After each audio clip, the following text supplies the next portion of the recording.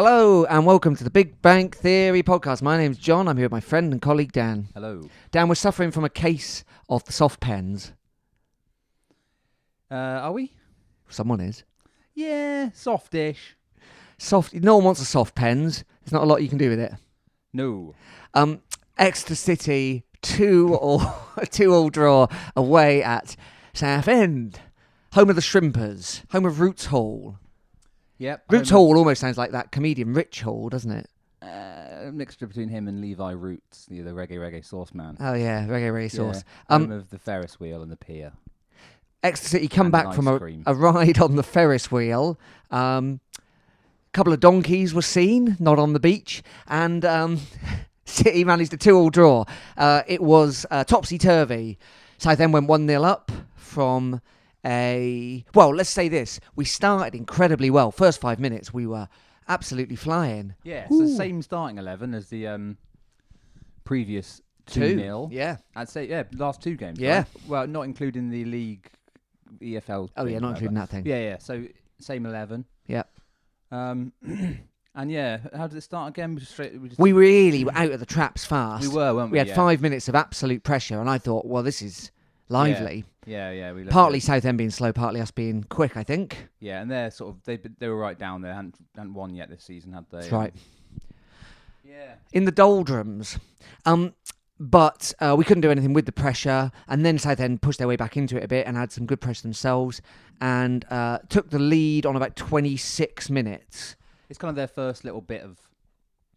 It was culminated at the end of their first little bit of spell of good play, didn't it? It was. The goal was a pretty disappointing one to concede, wasn't it? It went through McArdle's legs. Yeah, maybe through Collins and McArdle's legs. Maybe. It sort of goes through three City players before it gets to the goal. There wasn't a lot of pressure on the man taking the shot, who was on the edge of the box, I'd say, and it wasn't blasted, was it? One of them's got to get the block, haven't they? I would Three think of them. I would think so. So that puts Southend 1-0 up. And as we're wont to do, actually, this season, we responded well to going behind. A bit more pressure on the ball. And then, actually, we'd been, after those first 5 minutes of impressive attacking, our final ball just wasn't there, was it? Really wasn't. I think if anything, that this is a common theme, isn't it, for the last sort of season or so, which is like a real kind of lack of it's a bit of a cliche, but like a cutting edge. Yeah. A lot of the time. Do you know what I mean? Not all the time. I mean, we've been a bit better this season with scoring more than one goal. Remember this time last year, we would only score one goal in a game, no matter what happened. Yeah, I do. Lose or draw, Yeah. maybe one. But yes, Saturday was very much. Yeah, the crossing was off. Just the final pass wasn't good. It was the final pass, wasn't it? It wasn't so much the finishing. We didn't find out about that because the crossing, the through balls weren't getting there or were too long, all that stuff. And then finally we have a little break.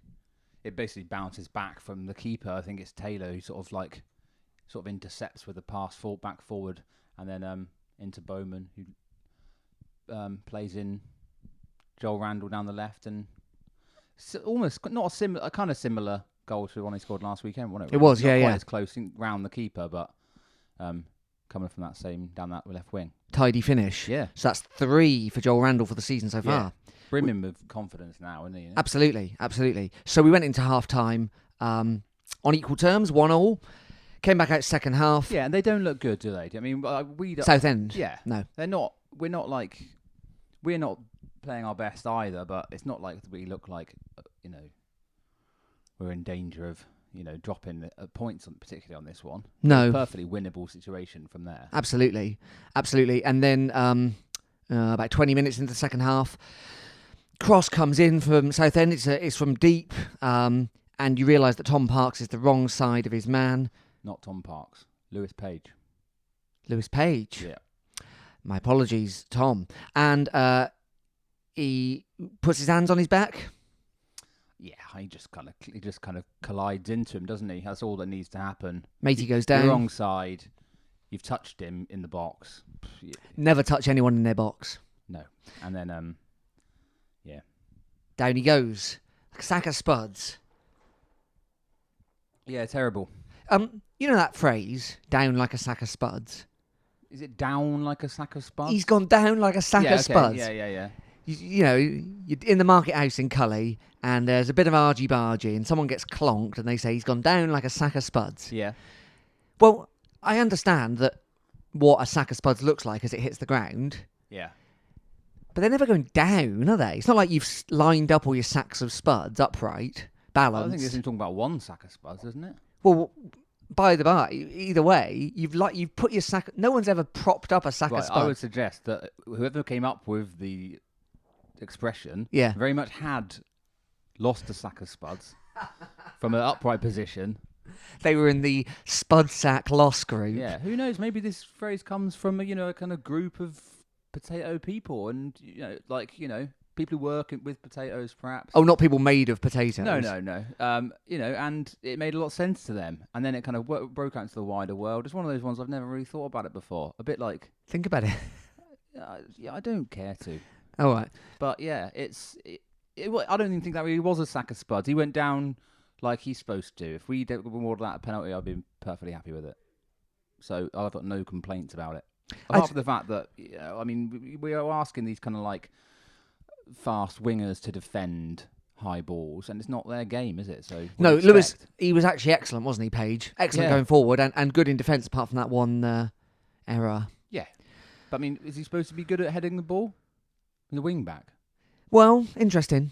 It depends how you're playing, isn't it? Because he was obviously drawn across by the guy, so it's whether Parks is playing as a free man or McArdle playing as a free man, and Page or Josh Key are supposed to pick up. I don't know the answer to that, but nevertheless, Matey went down like the proverbial. So it's put away by Southend. Nothing. Just one of those penalties there. I never blame a keeper for a penalty going in. Never. Well, sometimes they could do something really stupid, and then it would be their fault. Well, like if the guy falls over as he's kicking it. Yeah. To be honest, even then, I think you're right. Never. Because Never. They still might have scored it anyway. Yeah. So that's 2-1, disappointingly. So we still got 25 minutes to go, and then City ramp up the pressure. And actually, before the penalty, yeah, we make a substitution, didn't we? He brings off Matt J.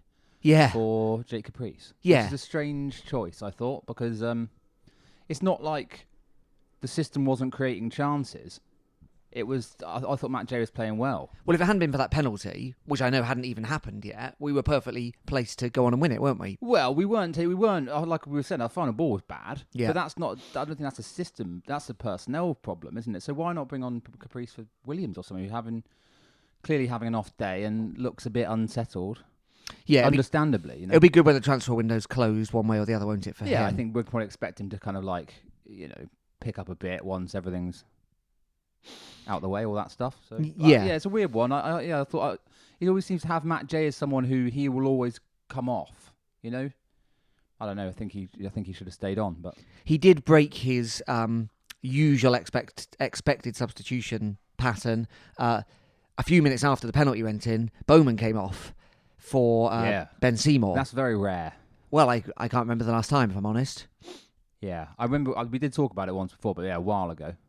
So Seymour came on with 20 minutes to go, really. And then McArdle goes off with 10 minutes to go, and Fisher comes on, which had big ramifications. Yeah, that's a real sort of shift. I think that's the kind of Hail Mary, really, isn't it? Like that substitution, Yeah. Centre back for a centre forward. Yeah. The old nuclear option. And interestingly, and we haven't mentioned this, and there's kind of not much to mention, except that Jose has forced his way back onto the bench. Yeah, well, we didn't talk about it because we recorded on the same day, but I think, by all accounts, he was pretty good on Tuesday night last week in the EFL leasing.com thing or whatever. Whatever that's called. So we beat Swindon 4-3 in that, which, again, we can't really mention because, it's distant memory in a sense. But it was the old B team, and he said afterwards, Jose and Sweeney have kind of real thoughts about who's going to be included on Saturday. Oh, Sweeney as well. That's what he said. He didn't make anywhere near the bench, did he? But he seems to be like, I kind of thought he was just almost on gardening leave. Well, kind of seems like you can come to training if you want, but just see your contract out because you're not going to get, why would he move? He's not going to get the money he's on anywhere else, presumably. So I just kind of thought Sweeney was just hanging around for the crack, you know. I think that's what Taylor said. But nevertheless, Jose made his way onto the bench, didn't feature, but was there. No, he actually brought on. So there was 3 strikers on the bench. Yeah, and he brought on both the other 2. yeah. But not a Jose. It's a strange one, that, with Ben Seymour. I know everyone wants him to be the player, you know, a real player, and he's been given that number 9 shirt. But is he impressing massively in the games that he is playing in the EFL games and in the friendlies and stuff we've seen? Is he really kind of, does he look quite at the same level as Randall and Key? No, I'd say not. I don't think he scored, didn't he, at Swindon? But it was a penalty. Yeah. But I mean, I really hope he is. And I think and I'm not suggesting that he isn't necessarily, but I'm just asking the question about whether, like, is he the one you bring on instead of just like, it's just a strange one for a Jose. If you're going to put him on the bench, if you're going to play him in the EFL trophy, then I don't really get it. But no, I don't either. I mean, maybe you make your way onto the bench, and then the next week you give yourself a chance of substitution, depending on attitude and all that. Like we've always said, maybe it's his attitude, so maybe it was a test of. Yeah, maybe, yeah. Anyway, nevertheless, the game was looking like we were set for a disappointing defeat. Oh, totally. Because we did nothing with it. With the final 20 minutes, no? Yeah. I don't think we really created any. We hardly tested the keeper all game. No. And then we really tested the keeper. 95th minute, I believe. A test that he could not pass. No, indeed. Yeah, it was over the time added on, wasn't it? Yeah, it was. So we had a couple of chances. Taylor had a shot from distance. Matt Jay had a shot from distance, neither of which really troubled the keeper. And then Alex Fisher had a shot from basically the next postcode. He's 30 yards out, but he's at a real angle, isn't he? I think 30 is a bit of an exaggeration, well. but he's a long way out. He's a long way out. And it's on his wrong foot. And, yeah. If you haven't seen it, listeners, it's lovely, friend lovely. Of the show, Dean Dagan might say, he put that where the spiders live. Welcome, Dean. It was left foot lofted to the far corner. Yeah. If you haven't seen it right I'd imagine you've all seen it, but that could be goal of the season already, couldn't it? Yeah, maybe, yeah. Maybe. So Fisher, delighted. You liked his GIF, his scoring GIF. Yeah, nice little office reference on that. Yeah, it's a great. I mean, it's good in it for him because he's had basically no chances since signing for City, like to play. He's been a very much a kind of like, backup man, hasn't he? And probably that's the role he came to play because he's a similar sort of player to Bowman in as much as he's tall. Yeah. But what a way to make your impact, Absolutely, and beautiful. also when your kind of counterpart or the guy you're supposed to be there to be back up against is looking very out of sorts and presumably pretty low on confidence, and you come on and do that, you've got to be giving the manager at least a kind of a question to answer. Absolutely. You got him out of jail with an absolute wonder goal. I mean, fair enough, he brought you on, so it's not quite getting him out of jail, but still, and I couldn't believe it.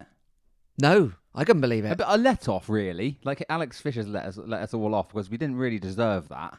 Well, in a way, we didn't deserve it because Taylor says we did deserve it in his post-match interview. Yeah. But I suggest that if you don't take your chances and you make a big mess of the only chances that the opposition have, then you do deserve it.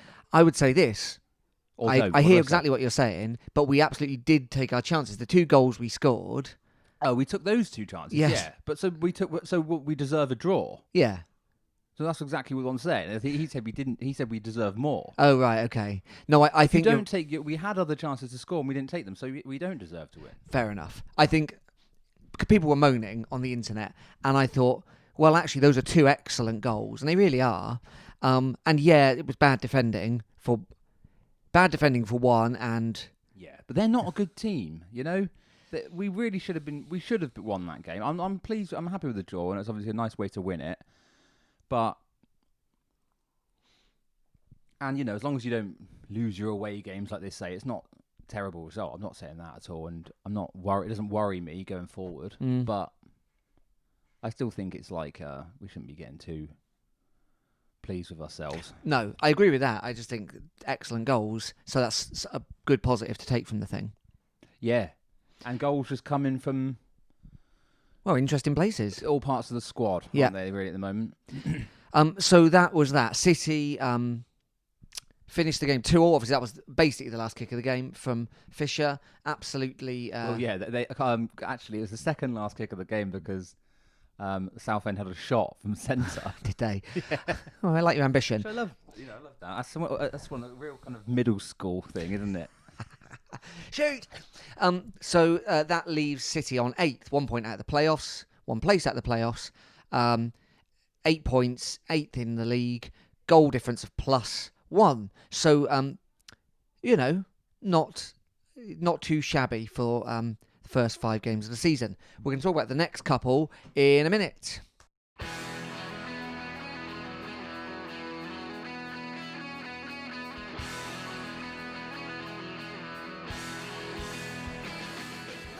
So up next, we've got 2 more away games. Walsall on Saturday, and then following Tuesday away at Crawley. Walsall sit in 12th, Crawley sit in 11th, so just slightly below us. Walsall are unbeaten, Dan.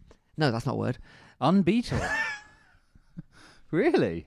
I don't know what I meant to say. They're unbeaten. They're unbeaten so far this season. Okay. But they've drawn 3. Well, that's not very good. Well, of course, they got Danny Guthrie in centre mid, remember, from Newcastle, their captain. Yeah. When are we going to get one of these sort of Premier League...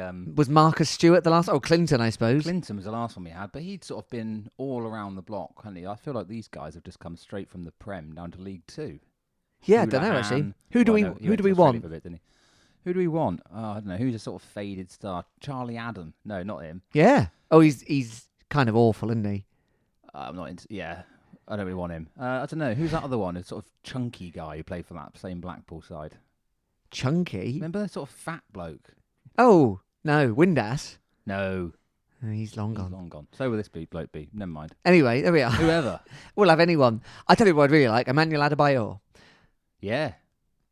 Get him in. Have you seen that amazing meme of some guy checking his bacon on the Great British Bake Off, but he's on his knees leaning back so far it looks like Adebayor celebrating. No, oh, it's excellent. Dan will tweet that one out later. I've never seen it. No, you don't need to see the programme, you just need to see the GIF. It's marvellous, the meme. They've also got this player Adebayo up front. He scored 2 this season. I remember him.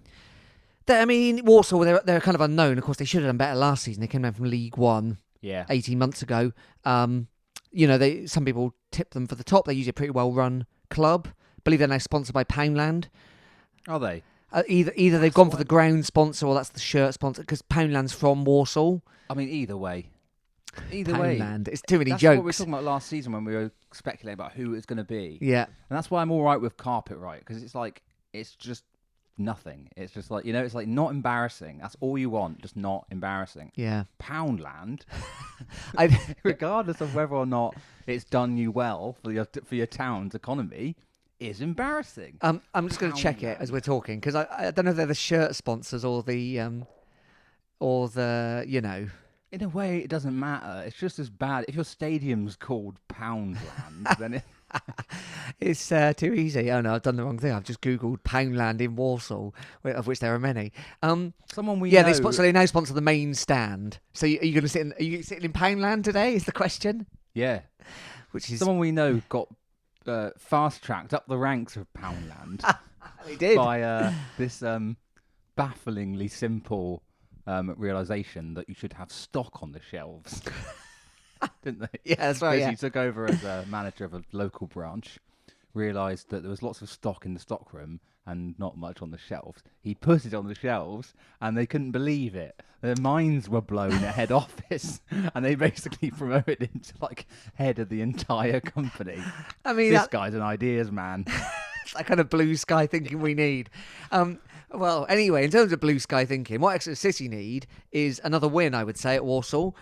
It's difficult for us. Like, we usually take good away support there, obviously not a thing, because it's so accessible. Yeah. But we never... no, not even hypothetically. In my mind, we never do that well there. They're usually quite a strong team, aren't they? They're usually pushing for promotion. So that'll be interesting. There's kind of not much more to say about them, really. Like we said, it's a topsy-turvy season. I wonder if we might see a change in the starting 11 this time. I don't think that. It's like I said. That's three. I think that's 3 league games with the same squad. Yeah, it is. First starting team, and it works really well for 2 games and not so well in that last one. But maybe it's just kind of could be down to an off day. I'm not saying we should change it necessarily, but I got a question for you. I don't know if you know the answer. I don't know if anyone knows the answer. Are we still staying in? And have we ever? Obviously, we're no longer sponsored by Flybe, so we can't fly to games. And I don't know how much we ever did that anyway. Do we stay in a hotel? Yeah, I think they do. Yeah, even in current. They must be doing something. Yeah, hotels are open at the minute, aren't they? Yeah, so I guess they're staying, with all aren't the they? kind of like, I think they count as the squad. Obviously, sort of counts as a bubble, doesn't it? Yeah. One of Boris Johnson's bubbles. Yeah. Cum bubbles.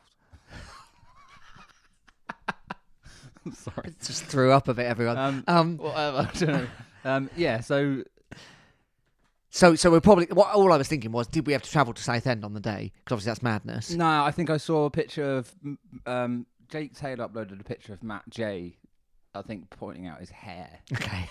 And it was Which is getting wilder by the minute. Day before on the team fine. bus, so fine. I think staying overnight. Good.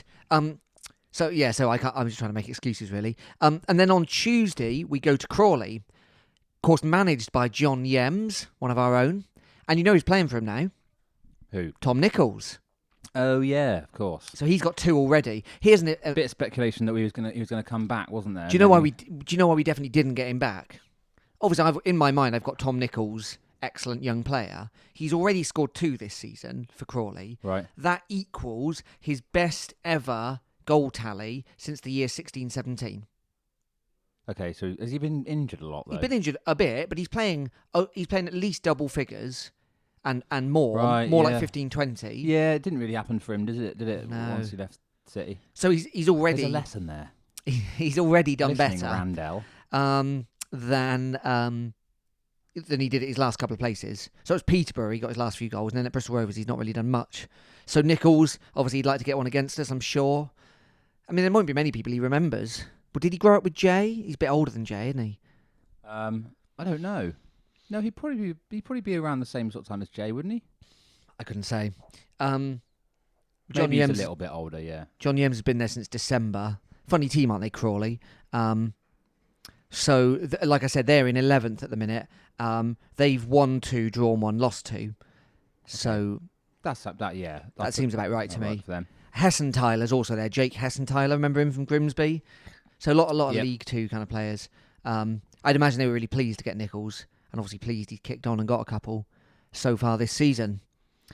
So we'll record again after the Crawley game, won't we? So yeah, so it might be a little bit of a... Next week will be a little bit later on, yeah. But I'd really hope...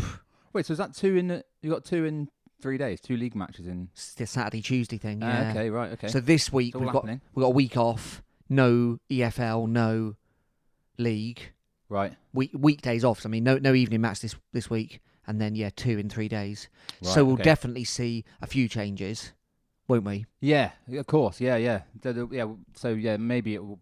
That's definitely going to change a bit, isn't it? So we might see some of the youngsters. Will Dean, of course, they did well at Swindon, Hartridge. Yep. I'm. That's a point, isn't it? Maybe Hartridge or Dean coming back in there because it's an accident waiting to happen. Them two in it at the back, McArdle and Parky. I think I think at the moment probably teams just don't realise. I think as soon as they realise, they're kind of like lads between them, their centre backs are about 500. Then teams are going to try to try to exploit it. I think. Yeah, I mean, I don't mean send them an email pretending you're a Nigerian prince or something. Although it is the elderly who get fooled by those kind of things. Yes. He said he needed help. He said his kingdom had been taken over by militia. I mean, you're really down on this partnership, and I understand why, because moss is growing on them. But how many games will it take, Dan, I realised Saturday wasn't successful, of successful victories before you acknowledge that maybe they're all right. Maybe their experience sees them through. Well, more than 2. Oh, Which is what it's at currently. More than 2. I don't know. I'm not saying. I just think it's a little bit precarious having no pace at centre back. I don't think that's massively controversial. No, it's probably not massively controversial. But we'll see, won't we? I wonder what the changes would be. I wonder, does Taylor know any better partnership? He obviously deems them the best current partnership. Yeah, I thought Dean was good with Mercado, actually. I think the problem with that one was that they were both right-footed, wasn't it? Right, okay. But Hartridge is left-footer, so, you know. A lot of talk about his goal gif, wasn't there? Yeah, a bit too much talk. I mean, very amusing, very good. Yeah. Obviously pleased with that. So some of his mates had given him the idea of something else, I believe. What I don't understand... It's been done a couple of times, I think, before, but still, you know... Oh, absolutely. Yeah, I don't know if that, you know, a lot of foot traffic through the Exeter City Twitter is a good thing or not. I mean, does that do anything in the real world, or I don't think it really does.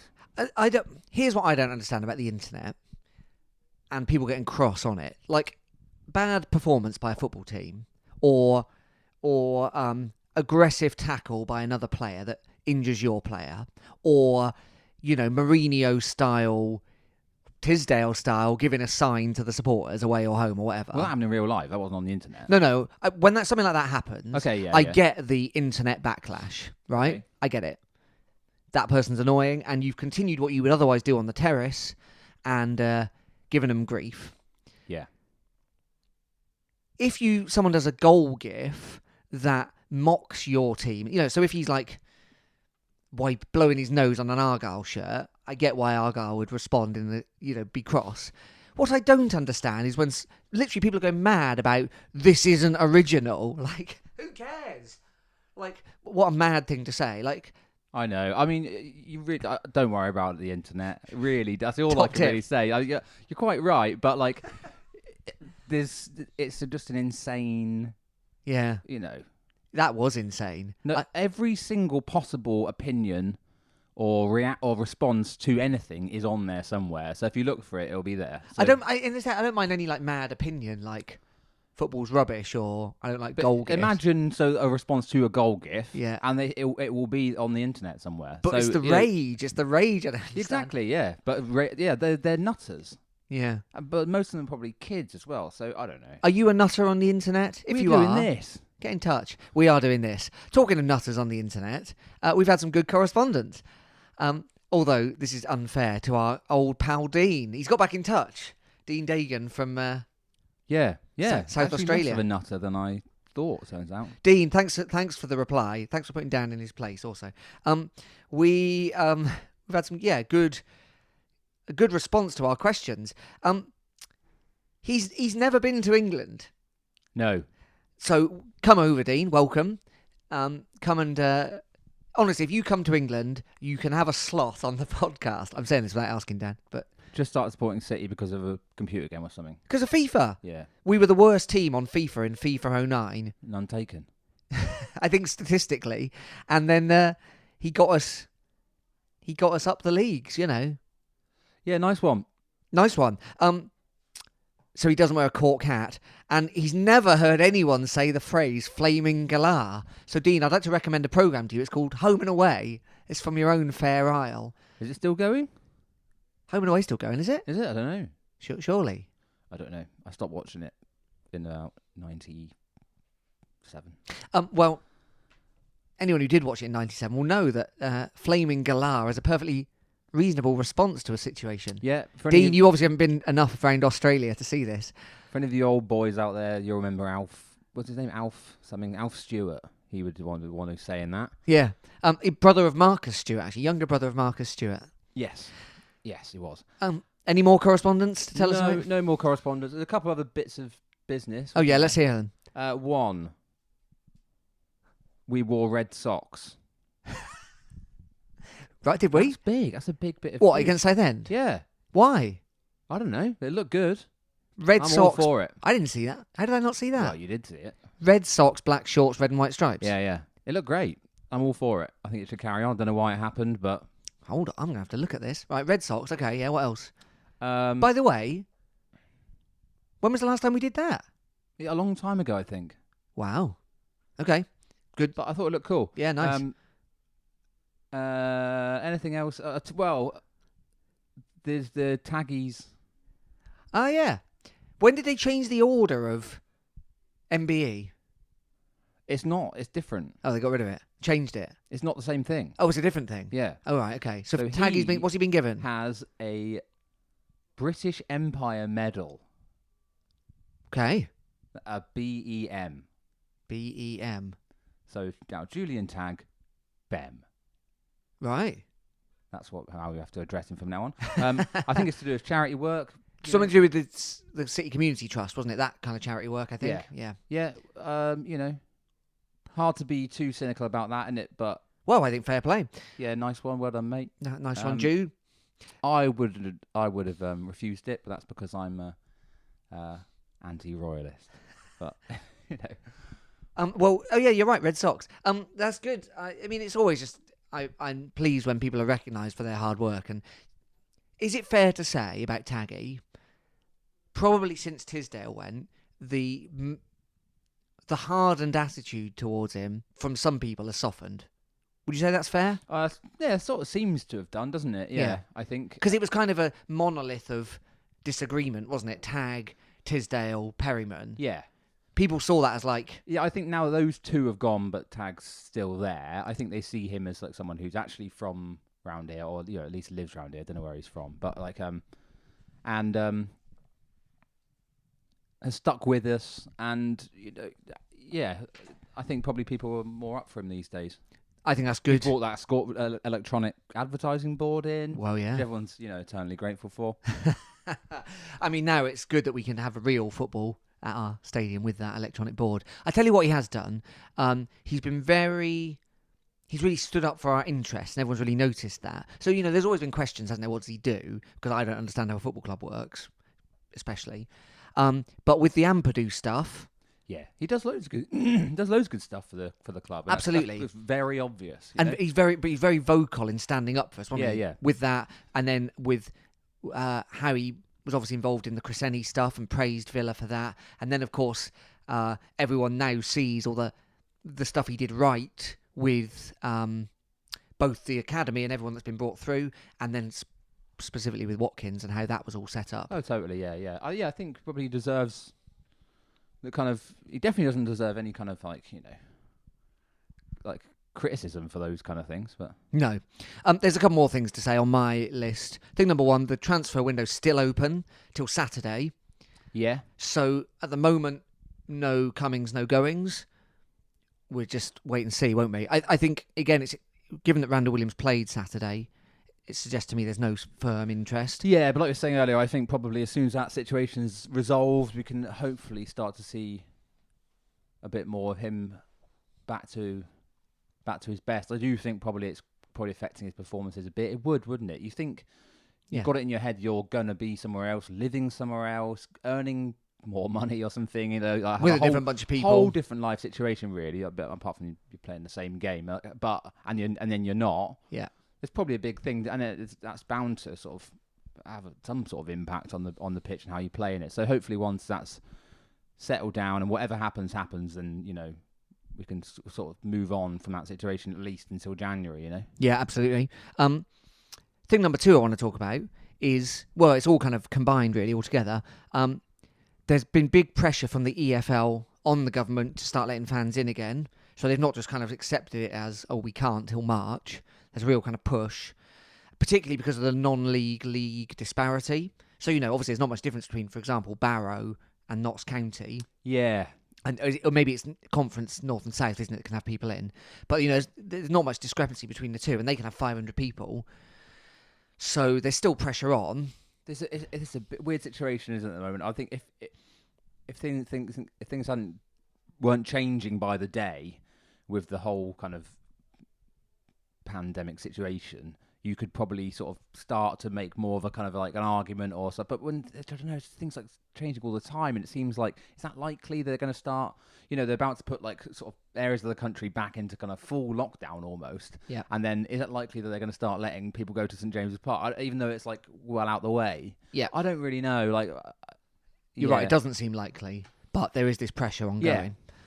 And then, of course, is the whole thing with the money, which which I didn't really want to get into because I don't know enough about it, and also I don't know the ins and outs of it. One thing I am very wary of is this kind of like the kind of like evil plan that of the Premier League that people think to get the B teams into a competitive league, basically take over the EFL with. As a kind of training league for their B teams, which is like, obviously I'm not saying that's a made up conspiracy theory. I'm sure they do want that, and may well take advantage of this situation to make that happen. But I think it would be terrible if it does happen. Agreed. But I don't want to get too carried away until that actually happens. Element number 3 of that is this further evil plan of the big 6, I think, who've offered this 250 million to the EFL, but in exchange for that, it'll be there'll be a number of caveats. So Rick Parry, who's the chair of the EFL, supposedly agreed to this. One of the things is no more. Rick Parry, wasn't he in Status Quo? Yes, I don't think it's the same guy, but it's that they get rid of the Football League Cup, so the Carabao would go. That's one of their stipulations, which obviously to them is an annoyance. To Manchester City or wherever, it's an annoyance. To Exeter City, if you do well or if you're drawn against a big team, it's a massive bonus. People always talk about the FA Cup being a big deal, but so too is it true of the League Cup. Yeah. So I think... I mean, if you're one of these people that thinks this isn't a bad idea and maybe you support a top 6 team, and there's probably not many of them, I'm sure most of the fans are just like, know perfectly well this is how insane this whole thing is, and just like if all this stuff happens, it probably eventually will, just how much of a shame it'll all be, because well, we've got just more to it than that. This is something that we should be proud of, this kind of like competitive kind of football pyramid we actually have in this country and the way it works and everything, and like they're quite happy to get rid of it so they can buy another few multi-million-pound players that they sell 2 years later. It's just madness. I mean, the disparity between the kind of, the ideas behind the clubs and stuff already is insane. And like, people going like, it wouldn't happen in any other world of business. I was like, yeah, well, this is very different, isn't it? It's a very different business. It's not like, Curry's giving a load of money to Steve's electronics store, because they're not mutually beneficial businesses, are they? No, indeed. Weird analogy, I know, but Well, Steve's grateful you mentioned his store, so that's good. I think this week's episode is sponsored by Steve's Electronics for all your electronic needs. I just think it's very cynical of them to try and grab this at this time, but I'm not surprised. What I am surprised at that Rick Parry's gone like, oh, this is a good idea. All I can assume is he sees how desperate we are for the money. Not us, but, most of the league clubs. And he's just gone like, yep, anything, great, thank you very much. And, of course, the story is that he was involved in this discussion before he even became the EFL chairman, which stinks if that's true. And begs questions of, like, did he get this job so he can make this happen? And what's in it for him? I mean, dodgy beyond belief. Of course, there's corruption everywhere you look. But not just in football, but no, of course, everywhere. So it's like, it's no big shock, is it? And look at what's happened with the last sort of decade or so with FIFA and UEFA. It's just the whole thing just absolutely bent beyond belief. Yeah, the EFL board need to seriously look at that guy. If the reports about that stuff are true, he's got to be out on his ear. I don't imagine he will be. I'd imagine he'll continue to earn a lot of money stitching us all up. Yeah, bound to. Anyway, on that happy note, I got one other little bit of I don't know, something. Let's hear it. Right, so maybe this is a new feature, Grecians in pop culture. Nice. So I don't know if maybe someone, if you've seen this as well, you can, or anything similar, maybe get in touch. But I was watching 3 Men and a Baby. The film? Yeah. And I noticed that Steve Guttenberg's dressing gown is exactly the colours or looked exactly like the Exeter City 1992 away kit. The blue and black stripes sort of thing. I know it. It's exactly the same. Wow. Can you show the people that picture at some point? Is that doable? Yeah, I'll share it. Yeah, I'll provide that with the up on the Twitter or something. Yeah. And are we assuming Gutenberg got that in as a homage? Well, I don't know because it predates the to Glenn Cronin. Predates the Terrace, so I don't know where he would have got it from. No, but he would have been a City fan. This is undoubtedly the only answer. He was a City fan. He started getting offered Hollywood contracts, and he's like, I'm only doing it if my dressing gown's in the colour of Exeter City away. Yeah, maybe. Probably what happened, yeah. It seems the only sensible answer. Yeah. All right, so if you've seen something similar, other Hollywood stars, Yeah. musicians, artists, or just great orators. The Grecians in pop culture anywhere, Okay. All right, well, let us know. Thanks for that, Dan. That is top content. Yeah, I thought so, yeah. This has been the Big Bang Theory podcast. My name is John. I suppose I should tell you before we depart that you can get in touch with us in all the normal ways, particularly with that kind of Gutenberg knowledge. On email, we're bigbangpod@gmail.com. You can find us on Facebook, the Big Bang Theory podcast, or on Twitter @BigBangPod. Yeah, or even if just any other evidence that Steve Gutenberg might be an Exeter City fan. That would be very good to know. Yeah, because we know it's true. We just need the hard evidence. Well, there. I mean, it looks very likely that he is, but just come on, let's see what else we can find. Okay, it's a fair comment. Thanks for listening. My name's John. I've been here with my friend and colleague Dan. Cheers. See you soon.